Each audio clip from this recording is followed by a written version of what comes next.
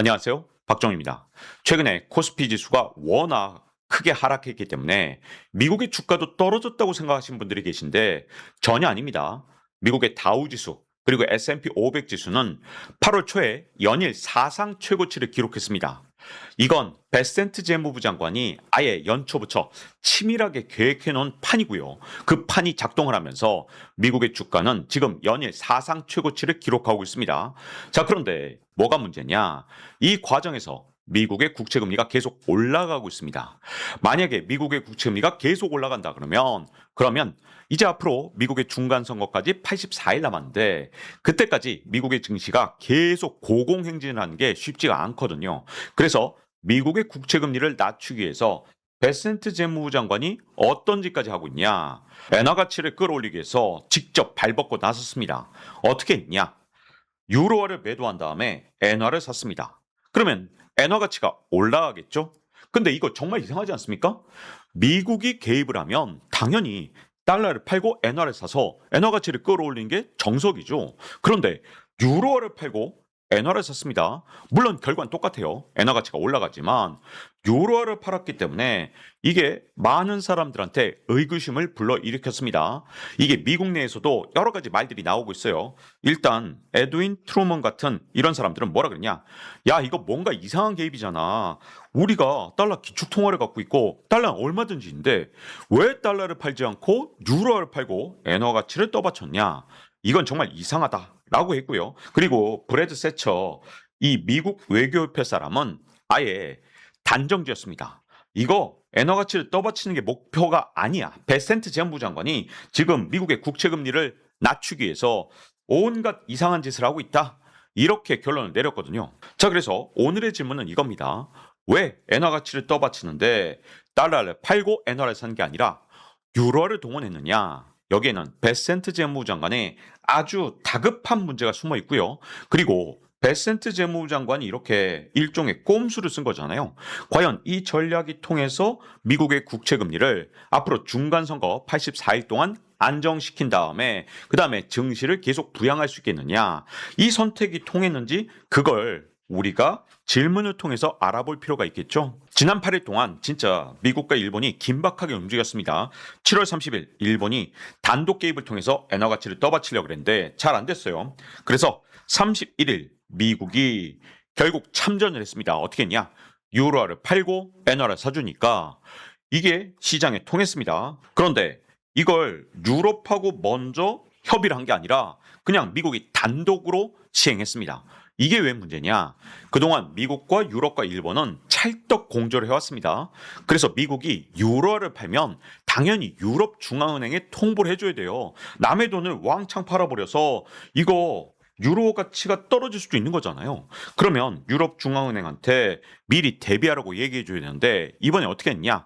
베센트가 다급했던 건지 아니면 유럽을 무시한 건지 먼저 7월 31일에 개입하고 8월 1일에야 유럽 중앙은행 총재한테 통보를 해줬습니다. 그러다 보니까 유럽이 완전 열받아서 항의를 했죠. 그리고 8월 3일에 일본에서 공식 발표를 했는데 연준 창구까지 동원해서 엔화 가치를 떠받치겠다 이렇게 했더니 엔화 환율이 떨어졌습니다. 얼마로 떨어졌냐? 164엔까지 갔다가 157엔으로 떨어졌는데 이게 무슨 말이냐? 1달러를 사는데 164엔이 필요했습니다. 그러다가 이게 157엔만 있으면 1달러를 사게 된다. 그 얘기는 엔화 가치가 올라갔다는 뜻이죠. 그동안 미국과 일본의 찰떡 공조로 엔화 가치를 잠시 157엔까지 낮추면서 엔화 가치를 떠받쳤던 겁니다. 왜 그렇게 된 거냐? 엔화 환율이 문제가 생기거나 아니면 미국의 국채 금리가 문제가 생기면 84일 남은 중간 선거까지 미국의 주가가 떨어질 수 있죠. 지금 베센트 재무부 장관이 아주 치밀한 계획 속에서 8월 초에 다우 지수와 S&P 500 지수 사상 최고치를 만들었습니다. 여러분, 여당 좋은 게 뭡니까? 이렇게 주가를 억지로 끌어올려서 사람들 기분 좋게 만들고 이걸 통해서 여당의 표를 끌어들이는 거, 이게 바로 여당 프리미엄이거든요. 근데 이걸 통하게 만들려면 84일 동안 계속 주가를 떠받쳐야 되는데 이걸 위해서 어떻게 했냐?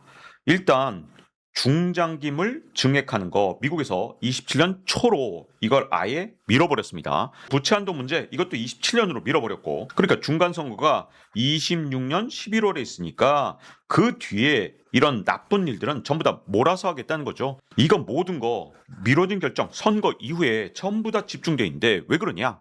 선거까지만 어떻게든 주가를 끌어올리겠다는 진짜 절박한 마음 이게 베센트 재무부 장관의 아주 강력한 목표입니다. 일본은 올 한 해 동안 계속 환율을 어떻게든 끌어내려고 진짜 별짓을 다 했거든요. 엔화 가치를 떠받쳐야만 일본에서 물가가 오르는 걸 막을 수 있기 때문에 그동안 어떻게 했냐. 4월달, 5월달 두 달 동안에 일본이 단독으로 세 번을 개입했습니다. 그때 개입한 게 얼마냐? 11조 7천억 엔이었거든요. 그런데 이번에 미일 공조로 얼마를 동원했냐? 13조 엔 정도 동원했습니다. 자, 그러니까 11조 엔 정도 동원했다가 13조 엔이니까 사실 금액 차이는 크지 않아요. 근데 시장에 조금이라도 통했던 이유는 뭐냐?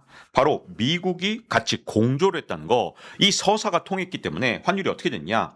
164엔 가까웠던 게 156엔까지 떨어졌었거든요. 그런데 정말 이상한 건 미국이 달러 많잖아요. 기축통화국이고 달러는 자기들이 발행하니까 얼마든지 달러를 동원할 수 있는데 왜 유로화를 동원했을까요? 일단 첫 번째, 달러가 없어서는 절대 아닙니다. 달러는 얼마든지 찍어낼 수 있고 달러는 기축통화이기 때문에 그래도 되는 거잖아요. 그런데도 불구하고 왜 달러를 팔지 않았냐? 여기에는 이유가 있습니다. 베센트 재무부 장관이 만약에 달러를 매도해서 엔화를 사줬다. 그러면 이게 글로벌하게 어떤 신호를 주는 거냐? 그러면 달러 강세를 포기했구나. 라는 신호를 주게 됩니다. 자, 그러면 달러 가치가 본격적으로 하락하겠죠. 그러면 문제가 생깁니다. 여러분, 국채 투자라는 거 금리 기껏해야 3에서 4%대밖에 되지 않습니다. 그런데 환율은 걸핏하면 한 5%, 어떤 때는 막 10%씩 움직일 때가 정말 많죠. 그래서 이 미국의 국채에 투자해 놨다가 갑자기 이 환율이 5% 이상 변화하게 되면 손해를 보게 됩니다. 그래서 국채 투자자들은 엄청 보수적이기 때문에 환율의 변화에 아주 민감하거든요. 그래서 달러 가치가 한 3, 4% 이상, 5% 이상 떨어질 것 같다라고 생각하면 미국의 국채를 바로 매도하고 본국으로 돈을 회수해서 돌아가게 됩니다. 그래서 환손실이 진짜 중요한데 달러를 매도하면 달러 약세 시그널을 줄 수 있기 때문에 그래서 어떤 문제가 생기느냐. 해외 투자자들이 미국 국채를 투매를 하게 될 거고 그러면 국채 가격이 떨어지겠죠. 국채 가격이 떨어지면 금리가 올라갑니다. 그래서 베센트 재무장관이 달러를 동원해서 이렇게 엔화 가치를 떠받치지 못하고 유로화를 동원해서 엔화 가치를 떠받치는 이런 이상한 편법을 썼던 거죠. 왜 이럴 수밖에 없냐? 미국의 국가 부채는 40조 달러 정도 되는데 이거 진짜 어마어마하죠. 그런데 이게 시장에서 유통되는 것 기준으로는 한 30조 달러 정도 있어요. 근데 그 가운데 10조 달러 정도가 외국인 보유입니다. 그러니까 거의 3분의 1 정도가 외국인이 보유하고 있다는 거고 그리고 일본이 1조 1000억 달러로 해외 투자자 가운데 가장 많이 미국의 국채를 보유하고 있습니다. 그런데 만약에 외국인들이 미국의 국채를 팔고 나간다. 그러면 이건 미국 입장에서 정말 큰일이 나는 상황이거든요. 왜 그러냐? 그러지 않아도 미국의 10년물 국채 금리, 30년물 국채 금리가 지금 뭐 십수년 만에 최고치를 기록하면서 불안불안하거든요. 그런데 이렇게 많은 외국인 투자자가 만약에 조금이라도 미국의 국채를 팔고 떠나면 큰일이 납니다. 그래서 트럼프 대통령이 달러 약세를 원한다. 이렇게 마치 암기하듯이 알고 계신 분들 이거 잘못 알고 계신 거고요. 베센트 재무부 장관이 이미 다 설득을 했습니다. 대통령님, 만약에 달러가 약세가 되면 전부 다 미국 국채를 팔고 떠날 겁니다. 우리는 이 중간 선거까지 달러 강세를 유도해야 됩니다. 안 그러면 주가 폭락할 수밖에 없어요. 라고 이미 다 설득을 해놨기 때문에 지금 트럼프 대통령도 더 이상 달러 약세를 주장한 적이 최근 들어서 한 번도 없죠. 왜 그러냐? 달러가 약세가 될 것 같으면 그러면 겁먹은 이런 외국인 국채 투자자가 한 예를 들어서 5천억 달러만 팔고 나간다. 그러면 중간 선거까지 금리가 왕창 올라가서 트럼프 대통령의 계획이 완전히 박살나거든요. 그래서 중간 선거까지는 미국의 국채를 외국인들이 팔지 못하도록 하려고 어떻게든 유인 전략을 쓸 수밖에 없습니다. 자, 그러다 보니까 베센트 재무장관이 달러를 팔고 엔화 가치를 끌어올린 게 아니라 유로화를 팔고 엔화 가치를 끌어올리는 이런 황당한 편법을 썼던 겁니다. 지금 미국은 아주 다급한 상황이죠. 왜 그러냐? 일단 미국 연방정부의 총부채가 26년 회계연도 마감 전망이 무려 얼마나 되느냐?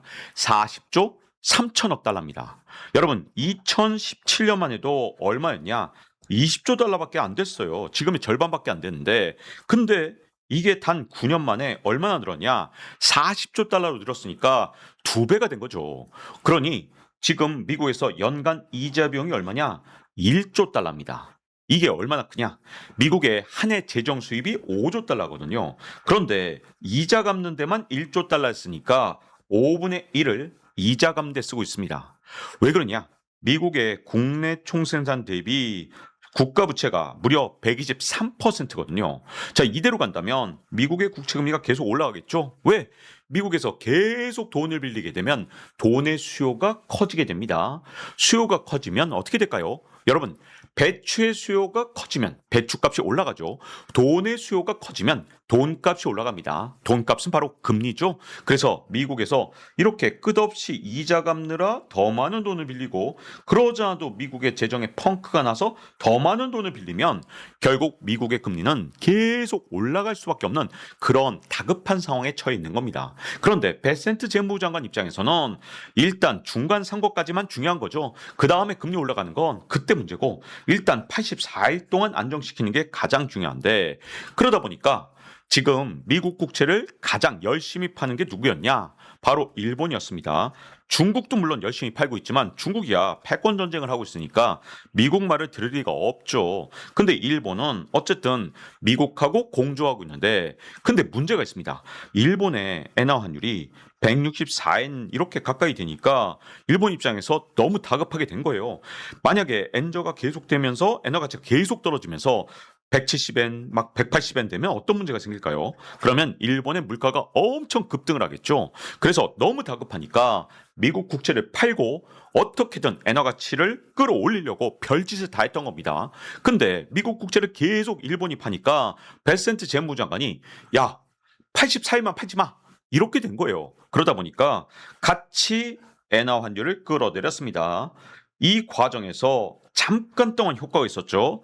7월 30일부터 8월 3일까지 닷새 동안 효과가 있었는데 8월 11일 어떻게 됐냐? 다시 159엔이 됐습니다. 이게 왜 그런 거냐? 베센트 재무부 장관이 이게 말로 환율에 개입한 거지 사실 금액으로는 이게 크지가 않았던 거예요. 그래서 시장이 자꾸 눈치를 본 겁니다. 베센트가 세게 말했는데 진짜로 세게 개입할까? 개입할 돈이 진짜 있을까? 이렇게 시장이 눈치를 보다가 야, 베센트가 말만 했지 진짜로 개입할 수 있는 총알은 없나 보다라고 생각하니까 슬금슬금 엔화 환율, 엔달러 환율이 올라가기 시작한 거죠. 이렇게 미국과 일본이 공조해서 엔화 환율을 끌어내렸던 시대에, 다시 말해서 엔화 가치를 엄청 끌어올렸던 시대가 있죠. 그게 바로 플라자 합의입니다. 1985년 플라자 합의로 어떻게 됐냐? 1달러에 235엔에서 120엔으로 끌어내렸습니다. 엔화 가치가 2배가 됐다는 거죠. 이때는 미국과 일본의 정부가 공조를 함으로써 얼마든지 엔화 가치를 끌어올릴 수 있었습니다. 왜 그러냐? 그때는 시장 크기는 작았고 정부의 크기가 상대적으로 컸기 때문에 정부끼리만 서로 협의를 하면 얼마든지 환율을 조정할 수 있었는데, 근데 지금은 시장이 달라졌죠. 외환 거래량이 하루에 9조 6천억 달러입니다. 그러면 일경 3천조 원이란 뜻이에요. 일경이 넘는 정도로 어마어마한 돈이 거래되고 있는데, 근데 개입 규모가 얼마였냐? 이 거래량의 고작 0.1% 미만이었습니다. 하루 거래량의 1000분의 1도 안 되는 이 돈으로 엔화 가치를 마구 끌어올릴 수 있겠느냐? 이건 이제 앞으로 시장이 이렇게 커진 상황에서 정부가 마음대로 환율을 마구 끌어내리면서 엔화 가치를 끌어올리는 상황, 이게 앞으로는 쉽지 않다는 거, 이걸 실제로 베센트 재무장관과 일본 정부가 보여주고 있다, 이렇게 볼 수 있죠. 이렇게 외환 시장이 커진 것도 문제지만 또 다른 문제가 하나 더 있습니다. 지금 두 나라가 전부 다 빚이 너무 많아요. 어느 정도로 많은 거냐? 자, 1985년만 해도 GDP 대비 미국의 국가 부채는 42%밖에 되지 않았습니다. 이렇게 빚이 없었을 땐 미국이나 일본이나 금리를 통해서 얼마든지 환율을 끌어내리거나 끌어올릴 수가 있었죠. 그런데 이제는 미국의 GDP 대비 국가 부채가 무려 123%, 그리고 일본은 무려 237%. 이러다 보니까 금리를 마음대로 끌어올렸다가 끌어내렸다 하는 게 불가능해요. 왜냐? 금리를 어느 한 나라든 끌어올리기만 하면 그러면 이자 부담이 엄청 커지면서 그 나라의 재정이 악화될 겁니다. 그래서 일본 보러 야, 너 금리 좀 왕창 끌어올려. 그랬더니 일본이 야, 그러면 우리가 이자 갚는데 너무나도 많은 돈이 드는데 이건 진짜 너무 힘듭니다. 우리 그렇게 못해요. 라고 하는 거예요. 그러다 보니까 일본에서 이 금리를 왕창 끌어올리진 못하고 어떻게 하고 있냐. 미국 국채를 팔아서 엔화 환율을 간신히 유지하고 있는 겁니다. 그러니까 일본 입장에서는 미국의 요구를 들어줄 수 없어요. 왜? 빚이 너무 많기 때문에 지금 금리를 마구 끌어올릴 수가 없는 거죠. 그리고 미국 입장에서도 어떤 문제냐.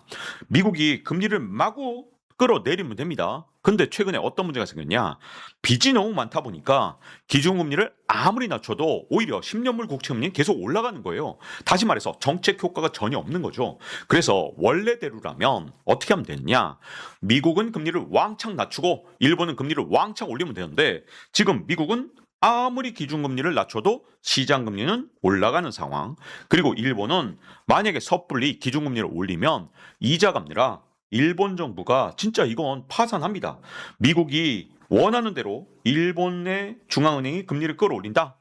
이건 진짜 일본이 자산행위거든요. 그러니까 아무리 미국이 요구해도 일본이 들어주기가 거의 불가능한 요구입니다. 자, 이렇게 빚이 너무 많아서 두 나라 모두 정책 공조를 할 수가 없는 상황이 됐어요. 그러다 보니까 미국의 30년물 국채금리는 이제 5.3%에 육박하고 있고요. 자, 이런 상황에서 계속 어떻게든 베센트가 끌어내리려고 진짜 별짓을 다 하고 있는데 이게 쉽지가 않습니다. 베센트가 그렇게 해서 노력하다 보니까 어떤 문제가 생겼냐.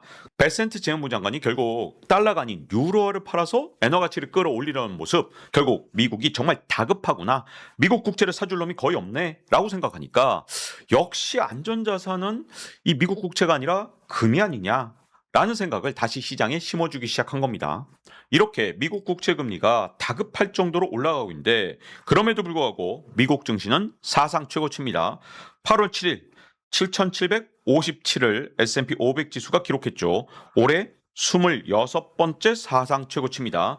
다우 지수는 8월 4일 사상 최고치를 기록했는데 이건 베센트 재무부 장관의 치밀한 선거 전략이 현재 작동되고 있는 겁니다. 제가 올해 봄에 만들었던 유튜브 컨텐츠 기억하시죠? TJ 잔고라든가 온갖 방법을 다 활용해서 지금 증시 부양책을 썼는데 그런데 문제가 생겼습니다. 여기에 따른 부작용으로 미국의 10년물 또는 30년물 국채금리가 지금 계속해서 상승하고 있는 추세. 이건 베센트 재무부 장관 입장에서 84일 동안 싸워야 될 힘든 전선이 될 수밖에 없죠. 그래서 엔화를 방어하는데 베센트가 도와줬다. 이렇게 보도가 나오는 경우가 있는데 이건 전혀 아니고요. 어디까지나 베센트의 목적은 딱 하나뿐입니다. 미국의 국채금리를 앞으로 84일 동안 안정시켜서 앞으로 주가를 계속 상승세로 유지하겠다.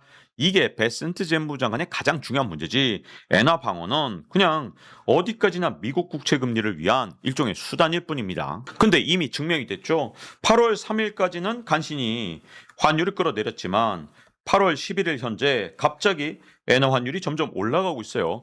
베센트가 구두로 개입한 거, 말로 개입한 건 별로 효과가 없었다는 거죠. 그리고 유로와 찔끔 팔아봤자 이게 엔화 가치를 끌어올리는데 큰 도움이 안 됐습니다. 자, 그러다 보니까 지금 연준까지 동원하고 싶다. 베센트 재무장관이 이렇게 말했고 여기에 대해서 일본도 화답을 했습니다. 오케이, 연준이 도와준다면 우리도 지금 미국하고 한번 공조해 보겠습니다. 라고 한 건데 피마 창구라는 걸 동원하기로 했는데 이게 뭐냐면 일본에서 만약에 미국 국채를 팔고 이 달러로 외환시장에 개입해서 엔화 가치를 떠받치면 미국의 국채금리가 계속 올라가겠죠. 그래서 베센트가 뭐라 그랬냐. 야, 니들 그러지 말고 연준에 피마 창구라는 게 있는데 여기다가 일본 너희들이 갖고 있는 국채를 맡겨. 그런 다음에 연준한테 돈을 빌려. 그리고 빌린 돈으로 외환시장에 개입해. 라고 베센트가 권유를 했고요. 일본에선 오케이 뭐 할 수도 있죠. 이런 정도의 반응을 보였습니다. 자, 그러면 어떤 효과가 있냐. 미국 국채를 팔지 않으니까 국채금리는 올라가지 않고 일본은 당장 실탄해가지고 엔화 환율을 끌어내리는데 쓸 수 있다는 뜻이죠. 그래서 지금 미국에서 자기들을 위해서 지금 연준의 피마 창구를 이용하라고 지금 압박을 가했습니다. 그래서 일본은 오케이를 하긴 했는데 이게 왜 문제가 있냐? 이게 일본이 내는 금리가 있을 거 아닙니까? 자, 생각해 보세요. 일본이 갖고 있는 국채를 이걸 연준한테 맡깁니다. 그런 다음에 달러를 연준한테 빌린 다음에 이 달러로 외환시장에 개입하는데 그러면 연준이 공짜로 빌려주냐? 그렇지 않고요. 일본이 연준한테 돈 빌릴 때 어떻게 되느냐? 지급준비금 이자율에다가 0.25%포인트를 더해야 됩니다. 지금 지급준비금 이자율은 3.65%입니다. 여기다가 0.25%포인트를 더한다? 그러면 3.9%가 되죠. 그러니까 3.9%에 빌려서 엔화를 산다. 이렇게 되는 거예요. 그러니까 일본 입장에서는 아니 국채 수익 뻔히 보고 있는데 내가 이걸 왜 연준한테 국채를 맡긴 다음에 여기다가 이자까지 내가면서 이 빌린 돈으로 엔화 시장에 개입을 하지? 라는 문제가 생기죠. 그리고 그 달러를 팔고 엔화로 바꾸면 지금 일본의 정책 금리는 1%밖에 되지 않기 때문에 당장 얼마나 손해냐? 3.9에서 1%를 빼면 2.9%만큼 계속 손해를 본다는 겁니다. 그러니까 미국 입장에서는 야, 우리 미국의 국채 금리를 안정시키기 위해서 니들이 2.9%씩 손해 보면서 우리한테 돈 빌려서 그걸로 외환시장에 개입을 해. 이런 식으로 베센트 재무부 장관이 일본에 압박을 한 겁니다. 자, 이게 피마 잔고라는 건데 그래서 제가 살펴봤습니다. 진짜로 일본이 피마 잔고를 통해서 미국 연준에서 돈을 빌렸냐 봤더니 8월 5일 현재 잔고가 0이에요. 자, 그러니까 전혀 일본에서 돈 빌려서 지금 외환시장에 개입을 안 하고 있어요. 그리고 이 창구의 한도가 600억 달러입니다. 그래서 문제가 있어요. 금액의 한도가 너무 작은 거죠. 이번에 개입 규모가 얼마냐? 870억 달러거든요. 이걸로 간신히 164엔에서 157엔으로 낮췄다가 그나마 다시 159엔으로 올라갔는데 이거 찔끔 낮추는데 얼마 동원했냐? 870억 달러를 동원했습니다. 그런데 피마 잔고라는 거 한도가 600억 달러예요. 그러니까 이거 한 번 개입하는 규모도 안 되는 거거든요. 그러다 보니까 이거 어디까지나 베센트 재무장관이 정치적 수사인 겁니다. 그냥 시장에 떠드는 거예요. 왜냐? 실제로 개입할 수 있는 여력이 없기 때문에 말로 지금 외환시장에 개입을 했다. 이렇게 보는 게 좀 더 정확한 시각인 거죠. 그래서 지금 베센트 재무장관이 첫 번째 연준한테 요구를 했습니다. 뭐라 그러냐? 600억 달러는 너무 규모가 작으니까 이거 훨씬 규모를 높여달라 이렇게 요구했는데 연준이 과연 이걸 진짜 확대할 것인가? 이거 쉽지 않아요. 확대하면 진짜로 미국 국채에 문제가 있다는 걸 시장에 자백하는 꼴이 되기 때문에 이거 케비노 씨가 아무리 트럼프 사람이라도 이 요구를 들어주는 거 제가 보기엔 쉽지 않은 결정일 거고요. 만약에 욕을 들어줘서 진짜 한도를 2천억 달러, 3천억 달러 늘리게 되면 시장에 오히려 위기 신호를 줄 수도 있거든요. 그 다음에 또 하나 문제가 뭐냐? 세 번째 문제인데 한도를 만약에 3천억 달러로 늘렸다고 쳐볼게요. 그런데 일본이 립 서비스로 네네 저희가 연준에서 돈 왕창 빌려다가 외환시장 개입할게요. 절대 미국 국채 안 팔겠습니다. 이렇게 말했다 하더라도 베센트 요구를 들어주게 되면 금리 손해가 엄청난 거죠. 일본에서 이거 의회 또는 국민들한테 설명을 할 수 있을까요? 그래서 일본에서 실제로 이 창구를 사용하지 않는다? 그러면 미국만 바보가 되는 거죠. 이러다 보니까 베센트 재무부 장관이 그야말로 정말 온갖 수단을 써서 어떻게든 미국 국채금리를 끌어내리려고 하지만 시장에서는 야 이거 어떤 방법으로 가도 안 되겠다 야 이렇게 생각을 자꾸만 하면서 베센트를 의심하고 있는 겁니다. 미국의 30년물 같은 경우는 2007년 글로벌 금융위 이후 사상 최고치입니다. 그래서 5.28%고요. 그리고 일본의 20년물은 96년 이때 이후로 30년 만에 최고치입니다. 자, 그러다 보니까 미국과 일본의 장기 금리가 둘 다 불안한 상황이 현재 계속 진행되고 있는 거죠. 지금 시장에서 우려하는 건 뭐냐? 야, 베센트가 전부 다 11월 중간 선거까지만 모든 걸 다 타이머를 맞춰놨구나. 그래서 2027년만 되면 4개의 시한이 동시에 작동하겠구나. 이런 걱정을 하는 겁니다. 당장 어떤 문제가 있냐? 지금 베센트는 계속 단기물 국채만 찍어내면서 미국의 재정을 어떻게 운영하고 있냐? 3개월물 찍고 또 3개월물 찍고 심지어 넉 주짜리 찍고 넉 주짜리 찍고 이렇게 카드빚 돌려막기를 하고 있거든요. 이거 계속하는 거 불가능합니다. 그래서 장기물을 자꾸만 늘려야 되는데 이걸 전부 다 27년 초로 밀어놨습니다. 왜? 11월까지 중간선거까지 만약에 장기물을 왕창 발행하면 장기물의 가격이 떨어지죠. 그 얘기는 장기 국채금리가 올라간다는 뜻입니다. 그래서 어떻게든 금리가 올라가지 않게 하려고 모든 시기를 전부 다 27년 초로 밀어놨거든요. 그리고 미국의 부채 한도 문제 이것도 내년 봄으로 밀어놨습니다.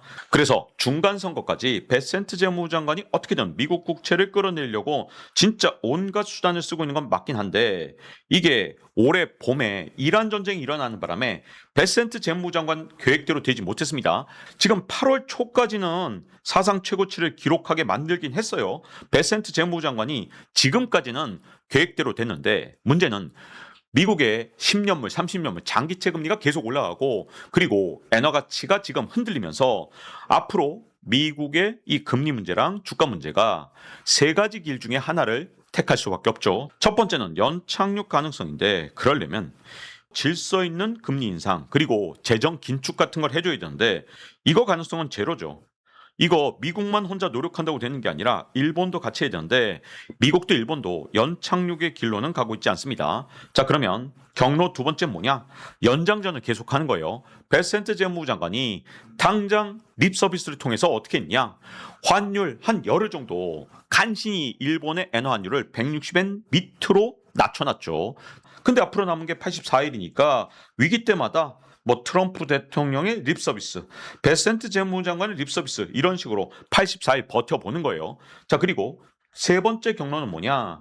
결국은 이게 선거 전까지 버티지 못하고 강제 조정을 받는 겁니다. 그래서 어떤 길로 갈지 이 세 갈래 길이 남아있다고 보여지고요. 이건 베센트 재무장관이 아무리 능력치가 뛰어나도 지금 이란 전쟁 때문에 계획표가 완전히 흔들려 버렸기 때문에 지금 베센트 재무장관의 손에서 조금씩 벗어나고 있거든요.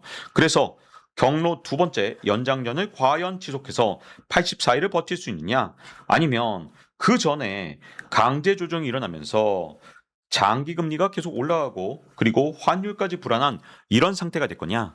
앞으로 변동성을 키우는 아주 중요한 요인이 될 겁니다. 그래서 앞으로 여러분들이 보셔야 되는 건 미국의 10년물 국채 금리가 지금 4.7%를 다시 넘었거든요. 그리고 미국의 30년물 국채 금리가 5.3을 넘어서 자꾸 올라간다. 이것도 굉장히 안 좋은 거죠. 그리고 미국의 피마 한도 과연 600억 달러에서 상향할 거냐?